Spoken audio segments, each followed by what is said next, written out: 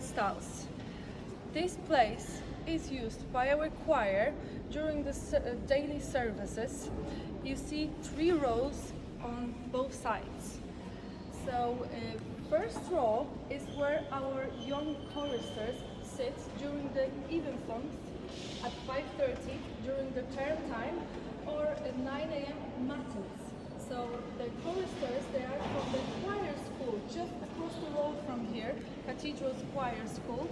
And as I said, they come here twice a day at 9 a.m. and 5:30 to sing during the services. Nowadays they are on a holiday, so they're coming back in September and they're gonna continue singing. The children are from 6 years to 12 years old, and there's usually about 30 of them. Okay? So if you have a time in the future to come here during the term time, I really recommend coming and listening to our children choir, because it's really beautiful. Second row is used by adult choir members, vicar scholars. These are the adult professional singers, one of the best in the whole country. And then they join the young choristers during the evening services, okay? Also during the term time, so now they're on the holidays. But nowadays we have a visiting choir during the holiday time. So for example, today we have a visiting choir singing on the evensong at 5:30. So if you have a chance to come to join the service, I will recommend that, because it's also going to be very beautiful, even though there's no children but adults, and it's going to be amazing experience. Yeah, so if you have a chance, really nice. Yeah. So the last row is used by a cathedral chapter. This is a group of priests responsible for the governance of the cathedral, and that's where they sit during the service. Yeah.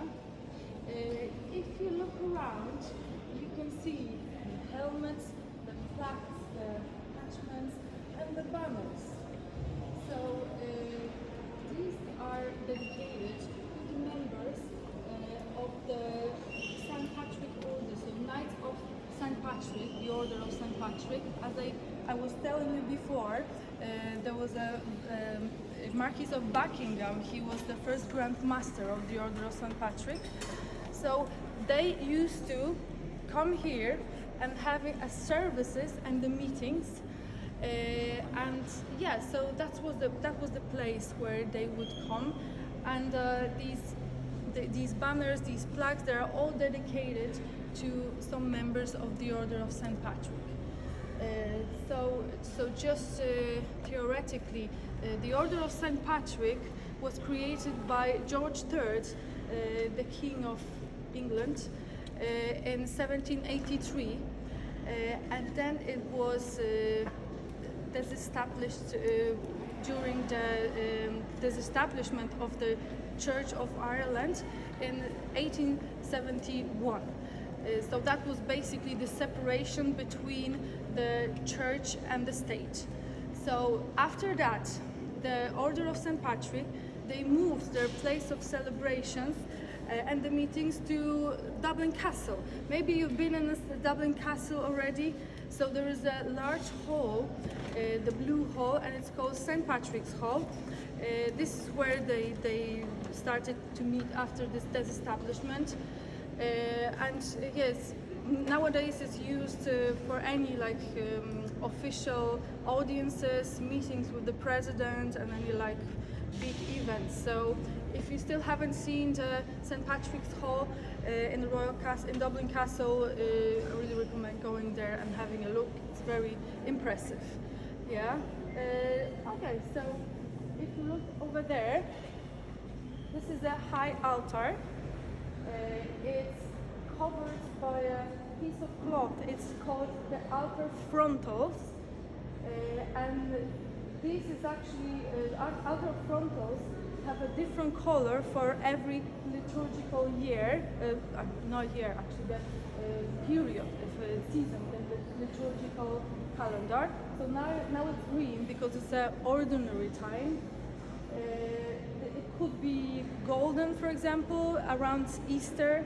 Then during the Lent is purple, and then around Christmas it might be white or red but yeah, now it's just a ordinary color. And these altars were made by Royal School of Needlework about 100 years ago. Just underneath this altar, there is a huge vault where about 100 people are being buried. Most of these people were members of the two prominent families, the Loftus family and the Boyles family. You remember the Boyle monument at the beginning? So they are buried here underneath this altar. On the right side, just underneath the stairs, there is a buried, very important person. His name was Adam Loftus. He was Viscount Lisburn, and he was a member of the Williamite army who fought in the siege of Limerick in 1691. He died during the siege of Limerick. He was struck by a cannonball. Just above the place where he is buried, you can see on the wall what actually killed him. This is the actual cannonball that killed Adam Loftus. So he is buried right underneath this wall. Yeah. All right, so we can go to the crossing now. It's just on the other side, so we're going to go that way.